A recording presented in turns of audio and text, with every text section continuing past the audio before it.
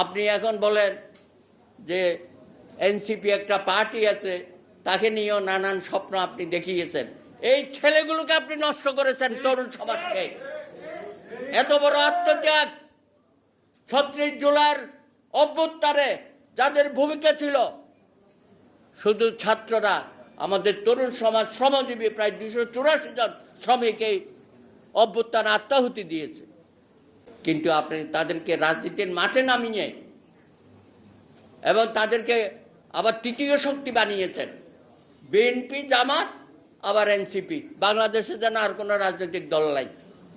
মামার বাড়ির আবদার, মামার বাড়ির আবদার। এই ছেলেগুলোকে আপনি বিপদগামী করেছেন। তাদের পরিবার পরিজনকেও আপনি অসম্মানের জায়গায় নিয়ে গেছেন।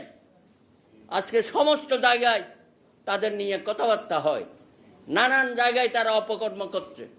একই সাথে একটি শক্তি, যারা নির্বাচনে সরকার গঠন করার কোনো সম্ভাবনা নাই, তারা সরকারের বিভিন্ন জায়গায় বসে বসে সরকারের অংশীদারিত্ব তারা উপভোগ করছে।